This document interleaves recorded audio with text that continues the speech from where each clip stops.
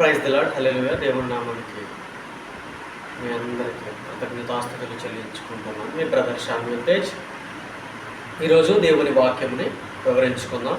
దేవుని వాక్యము ఇర్మియా గ్రంథము 1వ అధ్యాయము 4వ వచనం నుంచి 10వ వచనం వరకు.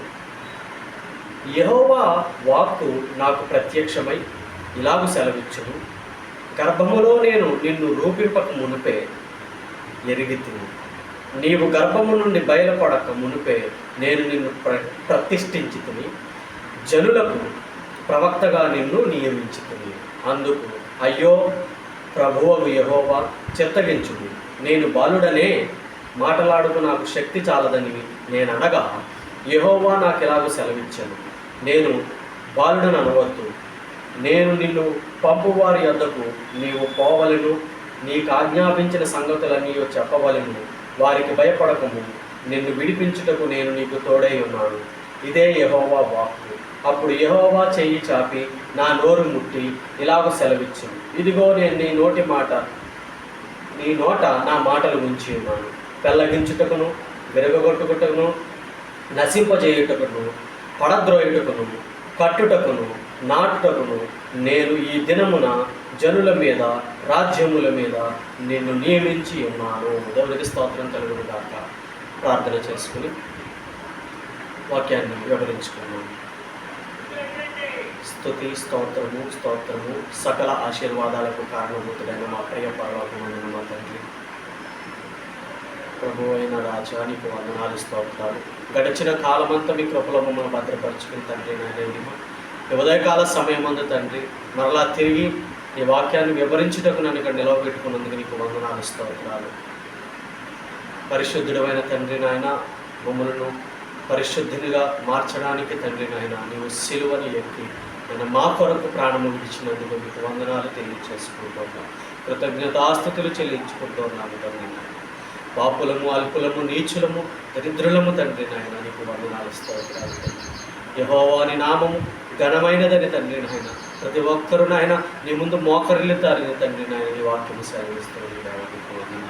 అదిగో తండ్రి, వాక్యమును వివరించుకుంటూ ఉండగా నా నోట నీ మాటను ఉంచి వినిన ప్రతి హృదయానికి ధన్యతను ఏర్పాటు చేయండి. ఈ చిన్ని ప్రార్థన నీ పరలోక పాత్రలకు చేసుకోండి. యేసు నామమును బట్టి అడిగి వేడుకుంటున్నాం పరమ తండ్రి. ఆమేన్, ఆమేన్, ఆమేన్. ప్రియ సహోదరి, సహోదరుడా, ఈరోజు దేవుని వాక్యము యెహోవా వాక్కు నాకు ప్రత్యక్షమై ఇలాగ సెలవిచ్చింది. ఎవరికి ప్రత్యక్షమైందంటే బెన్యామీను దేశం నందు అనారోతులో కాపురమున్నటువంటి యాజకులలో ఒకడైన హిల్కియా కుమారుడైన ఇర్మియాకి. దేవునికి స్తోత్రం కలుగును గాక. ఎవరికండి?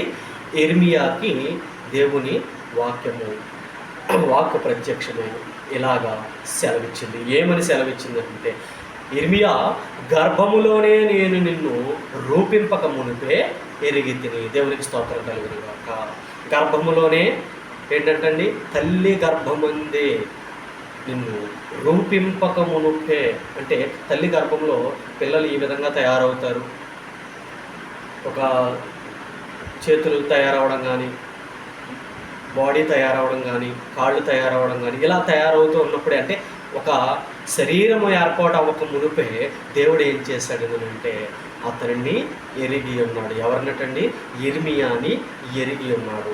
ఎరిగి ఉండి గర్భములోనే నిన్ను రూపింపక మునిపే ఎరిగితిని, నీవు గర్భము నుండి బయలుపడక మునిపే నేను నిన్ను ప్రతిష్ఠించితిని. ఎక్కడ ప్రతిష్ఠించాడటండి? దేవుని కొరకు, దేవుని కార్యాలు చేయడానికి, దేవుని యొక్క పనిని నెరవేర్చడానికి, దేవుడు ఇచ్చిన ఆజ్ఞలను పాటించడానికి, దేవుని కొరకు నిలబడడానికి దేవుడు ఎవరిని గర్భము ధరించక మునిపే, గర్భములో రూపింపక మునిపే ఎవరిని దేవుడు ఎన్నుకున్నాడండి? ఎవరిని దేవుడు ఎరిగి ఉన్నాడండి? ఇర్మియా గారిని. రెండవ మాట ఇంకా అంటున్నాడు చూడండి. అందుకు ఇర్మియా మాట్లాడుతున్నాడు, అయ్యా ప్రభువగు యెహోవా, చిత్తగించుము, నేను బాలుడను. ఎప్పుడైతే ఈ ఇర్మియా గారికి దేవుడు నిన్ను నియమించుకున్నానయ్యా, నేను నిన్ను ఏర్పరచుకున్నానయ్యా అని చెప్తూ ఉన్నప్పుడు ఇర్మియాకి మాటలు రాలేదు. మాటలు రాకుండా ఏమన్నాడంటే ఒక మాట అన్నాడు చూడండి. ఏమన్నానంటే, అందుకు అయ్యో ప్రభువా, నేను బాలుడనే, నేను చిన్న పిల్లవాడిని కదా, నేను ఎలా ఈ నియమించుకున్నానని చెప్తూ ఉన్నావు, నేను ఆ నియమానికి లోబడలేనేమో, నువ్వు నియమించిన దానికి నేను సరిపోనేమో అని మాట్లాడగానే, మాట్లాడేందుకు నాకు శక్తి చాలదే అని అడిగాడు. మళ్ళీ ఏమని, తండ్రి నువ్వు ఎక్కడికైతే పంపుతావో, ఎవరి దగ్గరికైతే నువ్వు దేవుని యొద్దకు నన్ను ప్రజల యొద్దకు నువ్వు పంపిస్తావో వాళ్ళ దగ్గరికి వెళ్ళి నేను మాట్లాడడానికి నాకు శక్తి చాలదేమో అని దేవుణ్ణి అడుగుతున్నాడు. ఇంకా ఏమని అడుగుతున్నాడంటే, యెహోవా నాకు ఇలాగ సెలవిచ్చెను. వెంటనే ఈ మాటలు అడగగానే దేవుడు ఇర్మియాతో మళ్ళీ మాట్లాడుతున్నాడు. ఏమనంటే,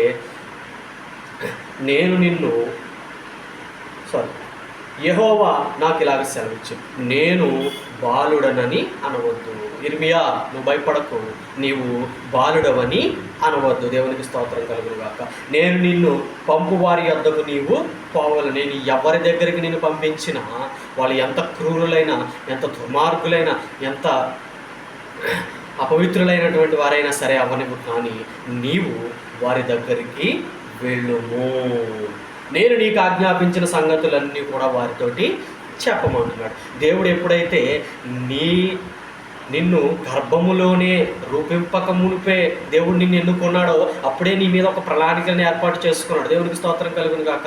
దేవుని ప్రణాళికలు కాదని నీ సొంత నిర్ణయాలు తీసుకున్నప్పుడు అవి నీ ముందు ఏం చేస్తాయటండి, నిలబడవు. దేవునికి స్తోత్రం కలుగును గాక. నువ్వు ఎప్పుడైతే దేవుని విషయంలో, నీ విషయంలో దేవుడు ఒక నిర్ణయం తీసుకున్నాడో, ఒక మాటను నీకు ఇవ్వాలని ఆశపడుతున్నాడో, లేదా ఒక స్థితిని నీకు కలిగించాలని ఆశపడుతున్నాడో, నువ్వు ఎన్ని ప్రయత్నాలు చేయని అవన్నీ వెనక్కి వెళ్ళిపోతాయి తప్ప, కానీ దేవుడు నిర్ణయము, దేవుని ఏర్పాటు, దేవుని చిత్తము నీ జీవితంలో జరుగుతుంది. ఇక్కడ ఇర్మియా జీవితంలో కూడా అలాగే జరిగింది. ఏం జరిగిందండి?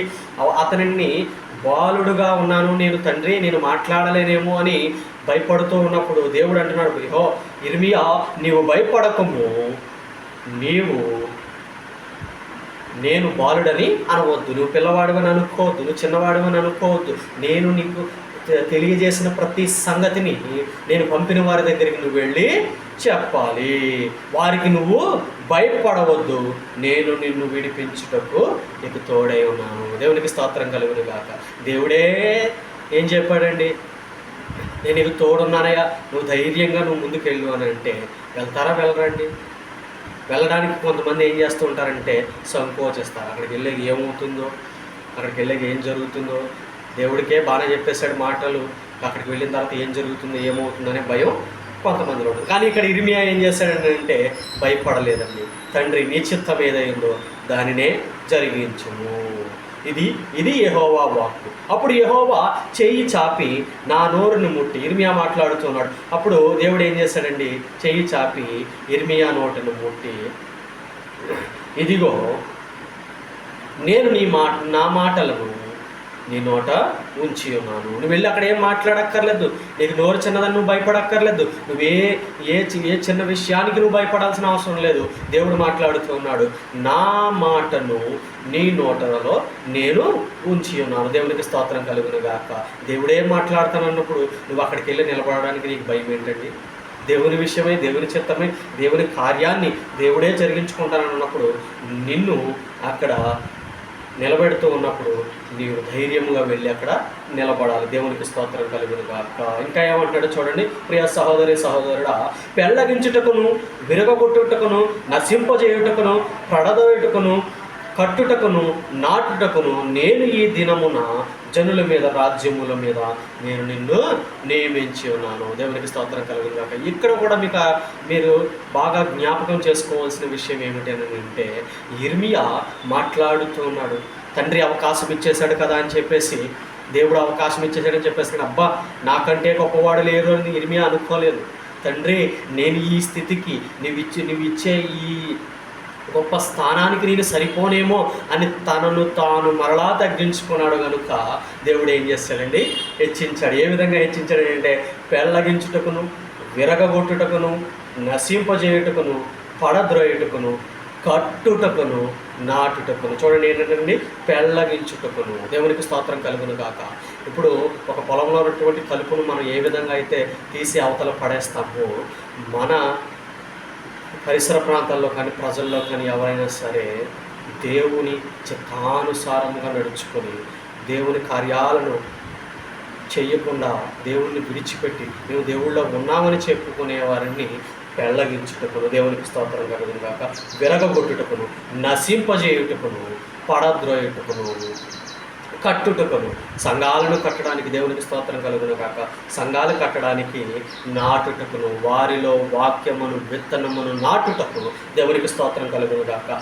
ఈ దినమందు అంటే ఈ క్షణమే, ఈ నిమిషమే దేవుడు ఏం చేశాడంటే జనుల మీదను రాజ్యముల మీదను నేను నిన్ను నియమించును. దేవునికి స్తోత్రం కలుగును గాక. ఈ ప్రియ సహోదరి సహోదరుడా, ఈ ఇర్మియాకు వచ్చినటువంటి అవకాశము మనలో ఎవరికైనా వచ్చి ఉంటే దేవునికి స్తోత్రం కలుగును గాక.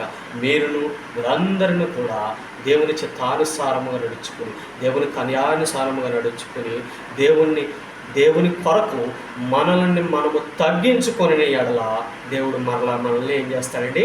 హెచ్చిస్తాడు. దేవునికి స్తోత్రం కలుగును గాక. ప్రియ సహోదరి సహోదరుడా, నీకు తెలియని విషయం ఏమిటంటే నీవు గర్భములో రూపింపక మునిపే దేవుడు నిన్ను ఎరిగియున్నాడు. దేవునికి స్తోత్రం కలుగును గాక. నీవు జనులకు ప్రవర్తగా నియమించి ఉన్నాడు. దేవునికి స్తోత్రం కలుగును గాక. దేవుని ఇచ్చిన ఆజ్ఞలను నీవు వారికి తెలియచేయాలి. దేవుని వాక్యాన్ని వారి హృదయాల్లో నీవు నాటబడడానికి ప్రయత్నము చేయాలి. దేవునికి స్తోత్రం కలుగును గాక.